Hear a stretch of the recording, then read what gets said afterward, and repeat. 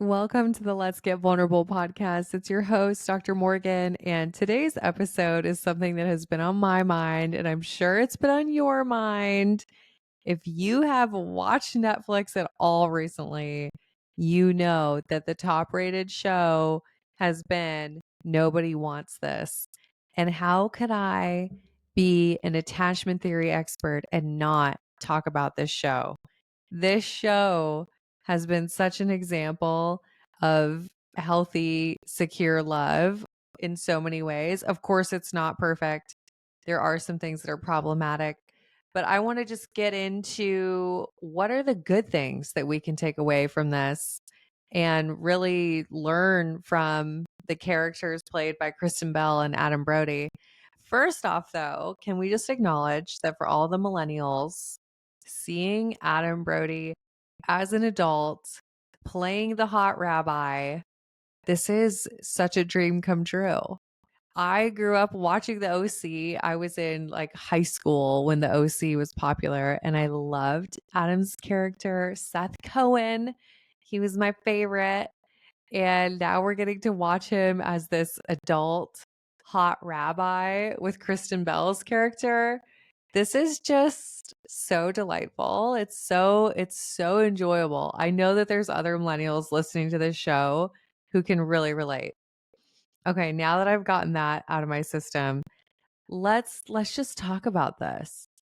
I feel like watching this show has been very validating for me in terms of the trends that I see in myself and obviously the trends that I see in working with hundreds of people in their relationships. And I just want to talk about some of those things and some of the things that we see done really well from these characters. And if you haven't watched the show, go watch it. Go watch it. I think I'm going to explain things well enough in this episode that you'll still get value even if you haven't watched it, but it'd probably be more fun if you've watched it. So, the first thing I just want to acknowledge is we see these people coming together. And I actually, now that I'm saying this, I actually don't know the character's age. I should look that up. But I know that we have the Rabbi Noah and Joanne, the podcaster, which it's hilarious seeing like a podcaster and like seeing that in a show and like myself relating to it. And anyways, that's a whole other thing. But being able to see these people who they've got to be at least in their mid 30s. They've got to be at least in their mid 30s. They might even be late 30s, but they have waited for love. And I get this sense that Kristen Bell's character, Joanne, she wasn't necessarily intentionally waiting for love, but she also wasn't allowing herself to be in a relationship that was toxic or to be in a marriage that was unhealthy. So she's never been married. She's mid to late 30s. And then we're seeing Adam Brody's character, Noah, same thing, never been married, mid 30s or late 30s. And this is a trend. This is a trend that we are seeing more and more. People are waiting. They're waiting to get married. They're waiting to be in serious relationships. And I like to think that some of the reason this is happening is people realize, oh, when I make this big commitment, I want it to be healthy. I want it to be good. I want it to have a chance at lasting. So we have people being so much more intentional with when they are committing. So that's one of the first trends I wanted to point out. And then let's just talk about Adam Brody's character. I feel like I could talk about him for 3 hours, but let's talk about Noah. He does a beautiful job of showing emotional availability. And there's so many different instances in the show where he does this, and I pulled out a few of them. But he has this desire for emotional depth and connection. And we see this in the very beginning as he's breaking things off with his longtime girlfriend, Rebecca, right? Who was supposed to be this perfect fit for him, look great on the surface. But you see him acknowledging something doesn't feel right. And I think the thing that he's hinting at is he doesn't feel that deep, emotional, vulnerable connection that he desires to feel. And seeing that coming from the masculine side, from the man, that desire for emotional intimacy, I think this really speaks to what modern love is about, where we know that there's so many ways we can get our needs met in today's world, right? We have all of our friendships, we have our work, we have travel, we have our hobbies, that we have all these endless ways of getting our needs met. But when it comes to romantic love, we have this desire to be seen for who we really are and to have a deep connection that we're not getting elsewhere. And I think Noah owning that desire and calling off his relationship with Rebecca is this beautiful testament to this is not just something that women desire. There are actually so many men out there who also want this. You want that emotional safety, deep emotional connection with your partner. So we see this as he's leaving Rebecca, right? That's one of the first things that I really loved about Noah's character was just that clear desire for a deep connection. The next thing, and I love this about his character, he always is taking ownership. This is something I want everybody to get about secure attachment, okay? Secure attachment is not perfect. It's never going to be perfect. There are no perfect relationships. Conflict will happen, mistakes will happen. But when you're securely attached and when you're in a healthy relationship, you're taking ownership. One of the best instances of this that we see is when Adam Brody apologizes for calling Kristen Bell, Joanne, for calling Joanne his friend when they're at the camp, right? And the teens hear it and they're kind of making fun of Joanne. And Adam Brody takes ownership and he says, "You're right. I should not have called you my friend." And we see this again and again in the show where, yes, he makes mistakes. He's not perfect, but he apologizes and he owns up to it. And I would say probably his character seems to do an even better job of that than Joanne. Another thing that I really loved from Adam Brody's character, from Noah, is that he's inviting Joanne into his life. He's inviting her obviously into his religion. That's one of the central themes of the show. He's inviting her into Judaism. He's inviting her to come to his basketball game, right? He's inviting her eventually to get to know his family. There's this slow but intentional invitation into his world. And in secure love, that's what happens, right? We slowly get invited to go deeper and deeper into our partner's world. So I feel like Noah did an incredible job at this. Let's not forget the kiss. If you watch the show, you know this amazing, incredible kiss that we see. To me, that is a representation for viewing physical intimacy with the sacredness that it can be viewed, and for being incredibly intentional with how you begin that part of your relationship. Every woman watching this show, my goodness, that's how we want to be kissed. We want that level of care and thought, and it was slow and it was passionate. Little side note. Of course, I told my fiance, I was like, "Hey, you need to go watch the show and I need you to watch the kissing scene. And when I get home, that's how I want you to kiss me," right? Like, this is what we want. We want to feel desired. We want to feel like there was careful intention. And especially when it comes to our physical selves, our most vulnerable parts of ourselves, right? We want to feel cared for and like there's effort. The effort is so attractive. And to me, that kiss really represented this idea that, yeah, this is a sacred part of a relationship, of beginning a physical connection. So obviously that was a really, really powerful part. And then the other final thing I'll say about Adam Brody's character is the level of open, honest, direct communication. We have so much good communication happening. And you'll notice throughout the series, there's times where we see Joanne being emotionally dysregulated. Maybe she feels a little bit off, or she just saw the box with the ex-girlfriend's things. And you know that Adam Brody is attuned to her. I can't not call him Adam Brody, apparently, because that's just how I'm so used to referring to him. So just know, I mean, Noah.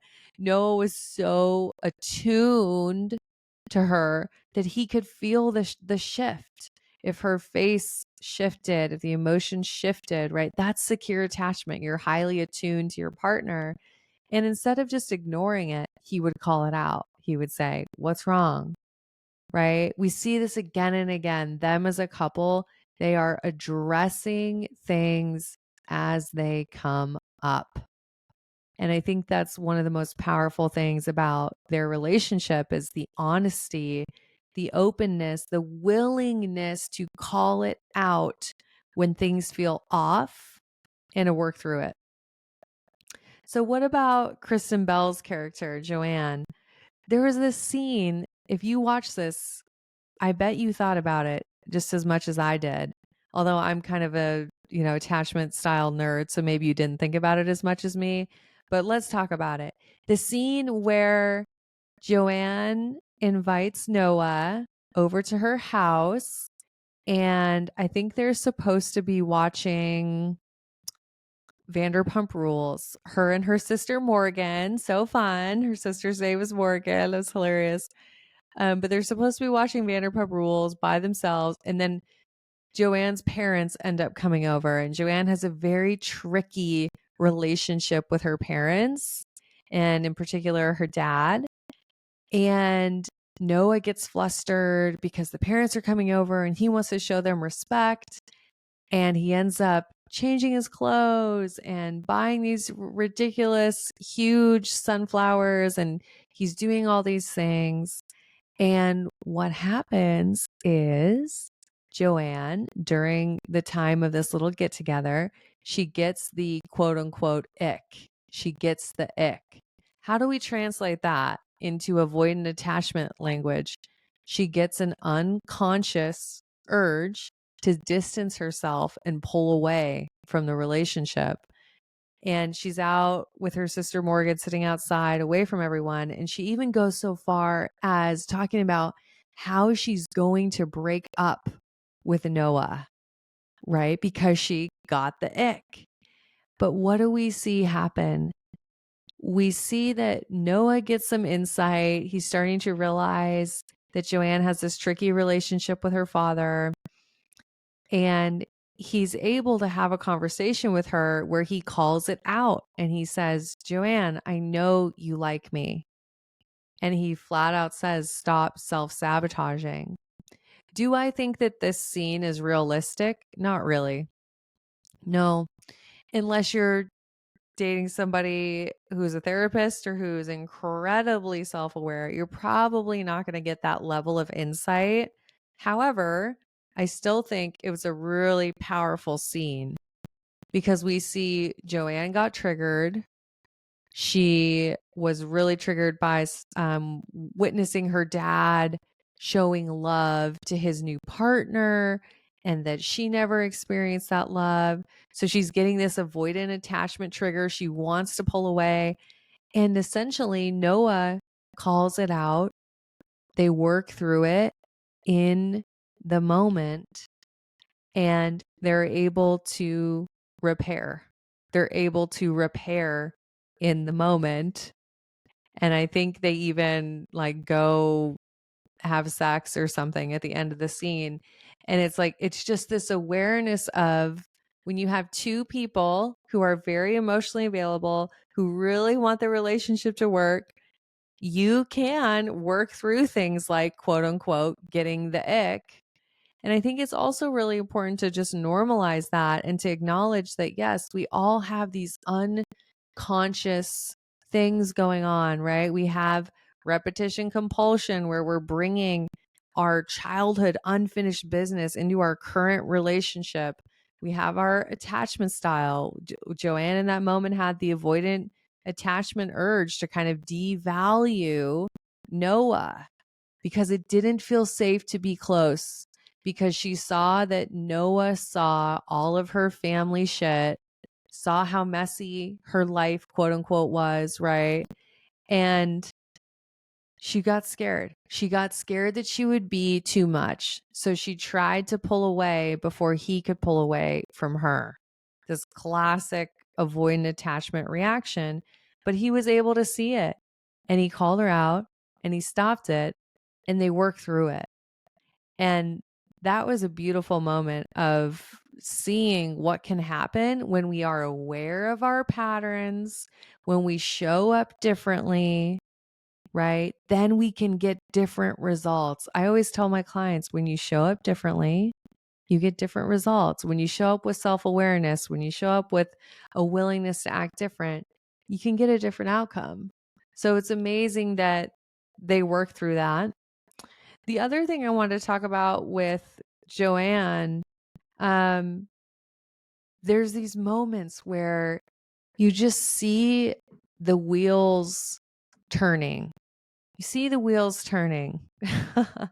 And moments where she's acknowledging in her past relationships that she never felt safe, and that she's starting to feel emotionally safe for the first time.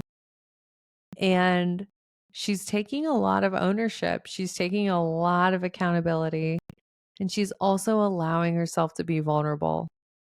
I think all of us could really relate to, I think it was one of her early dates with Noah, where she's wanting to say what her biggest fear is.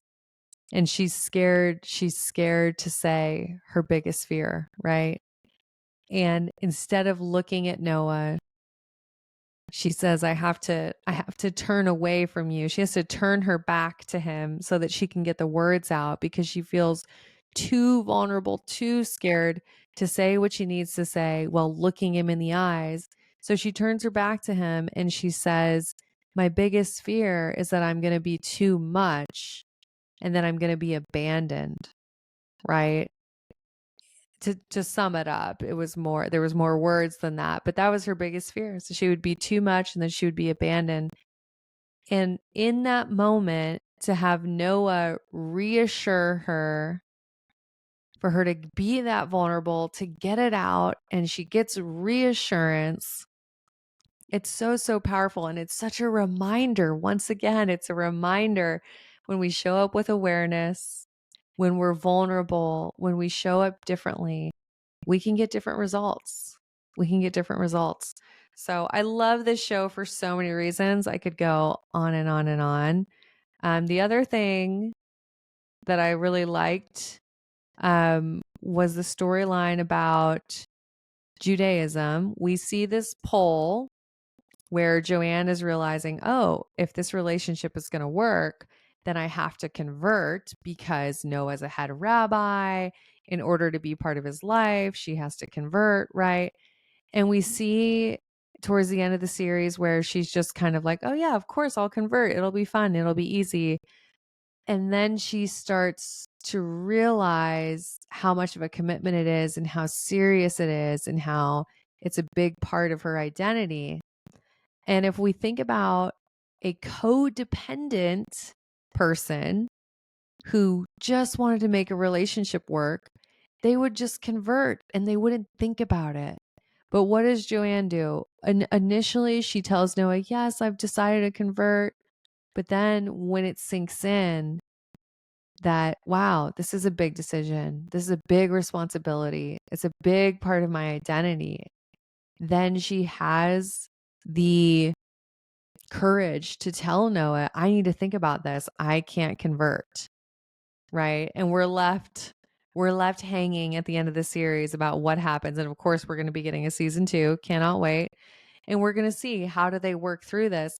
But what I love is it's breaking that pattern of codependence. It's breaking that pattern of how do I change myself to be exactly who you need me to be so that you'll choose me and you won't abandon me, right? We see Joanne take a stand against that and choose to do what's right for her and to intentionally have her own identity. So I love that part of the series. One storyline that I haven't quite figured out, but I have some theories about it. I wonder if you all noticed this storyline like I did. The relationship between the sister, so Joanne's sister, Morgan, and Noah's brother, Sasha. Now, get this. Noah's brother, Sasha, is married to a woman named Esther. And Esther does not like Morgan and does not like Joanne. But Sasha is married and he begins this friendship with Morgan. And Morgan historically has been like Joanne. She's gone for emotionally unavailable partners, seemingly because she experienced the same childhood relational trauma that Joanne did, the emotionally unavailable father. But we see Morgan form this friendship with Sasha. And I think where the writers are going with this, two reasons. I think it's because Sasha has a little bit of a disconnected marriage with Esther. We see that maybe the intimacy is not there. We see that there's maybe a lot of criticism happening in that marriage. Maybe it's not as close. At least that's the picture that I believe that they're painting. It doesn't feel like a deeply intimate, connected marriage. They seem to have drifted apart. Okay. And then we see Morgan, who, once again, dating emotionally unavailable people, probably very unhealthy relationships, but yet she's finding herself attracted to Sasha, who is emotionally unavailable because he's married, right? But she has these feelings of, wow, this is a good guy. This is a guy that has looked out for her. He's had her back. He's helped her. He's been supportive. He's seen her and her experience. He relates to it. He's being empathic. And I think where the writers are going, we'll see next season. I think they want to show us, okay, Morgan could have a corrective experience with Sasha, and that could help her broaden the type of man that she's attracted to. So hopefully she could start going after somebody who's emotionally available, nice, kind. So maybe she will change her quote unquote type. And then for Sasha and Esther, hopefully this is a sign of illuminating what's kind of missing in their marriage, and that the two of them go and they work on it, and maybe they go to couples therapy. Maybe they have some open, honest conversations. Maybe they go deeper than they have in years and they really open up to each other and they heal their marriage, right? This is all just my guess, but I think that's where it's going. But that was an interesting storyline as well. I love this show. I love what it stands for. And of course, if you are watching and you're just swooning over this type of relationship, I need you to know a couple things. There are men like Adam Brody's character out there. There are. I know a lot of you watching, you're like, that can't be real. That doesn't exist. They do exist. And guess what? Emotionally available, secure, loving partners exist, and they would be so excited to date you. A lot of what happens in our dating lives is we're simply not open to that kind of relationship, and we're not even attracted to that kind of partner based on our attachment style, our unhealed childhood trauma, our emotional home. For a lot of you, your emotional home is chaos, unpredictability, partners who are not emotionally available, right? So then if you met somebody like Noah, you wouldn't be attracted to him. So I love this because I need you to see that example, and I need you to know that that does exist. Can we agree on that? We can agree. It does exist. It's out there. All right. And then the other thing I want you to know is just that it's never too late. It's never too late to heal. It's never too late to show up differently. That you do deserve to have the emotionally safe, deeply connected, loving, securely attached partnership that feels like, it's your lover, it's your best friend, it's that person that you just are so happy to build a life with. Like you deserve that, and it's never too late to create that. Even if you've been married before, even if you've haven't dated in 8 years or over a decade, I don't care. I don't care whatever your past has been. It's never too late to go create the kind of relationship that you want. Okay? And of course, if you were inspired by the show, or maybe you've been inspired by the podcast, maybe you've been tuning in for a while, you know this already, but I'm going to remind you, I have a program that helps you become securely attached, right? If you're in that place of, oh my gosh, if I have to go on another date, if I have to go through another breakup, right? Or I'm just so over it. You're so over the dating scene. You're so tired of the energy that feels like it's wasted, right? You have to know that in order to have a different result in your dating life, it requires you to show up differently. And the Empowered Secure Love Program helps you become that securely attached version of you who can show up differently and who can get different results in her dating life and can effortlessly attract that emotionally available, healthy relationship that you deserve. And I do believe that you deserve it. I think that it's our right. We deserve to have partnership, relationships that feel good, that feel emotionally safe, that add value to our lives, right? Like you're so deserving of that. So if you're ready to do the work, this is an incredible time. Go use the link in the show notes to apply. We do have limited spots this October. It's very limited. So you'll want to act now. We've actually been filling up really quickly this month. So if you are interested, do not wait. Go use the link in the show notes to apply. All right, y'all. I hope you liked my commentary on Nobody Wants This, which should be called Everybody Wants This, because it was an incredible series and I binged it so quickly. Fun fact before we wrap up this episode, I definitely had a Seth Cohen poster hanging up in my room in high school. And this has just been like the best millennial dream to have happen. And I think I'm going to have to go rewatch the OC now. I'm probably just going to be watching the entire OC series until the next season of Nobody Wants This comes out. Let me know if you're with me. Send me a DM on Instagram at Dr. Morgan Coaching. I'd love to hear your thoughts on Nobody Wants This if you watched it. And of course, if you haven't watched it, I think this episode might make you go watch it, at least to see the kiss. You have to see the world's greatest kiss. It was amazing. All right, y'all. I am sending you so much love. And of course, I'm wishing you high self-worth and great relationships. I'll talk to you soon.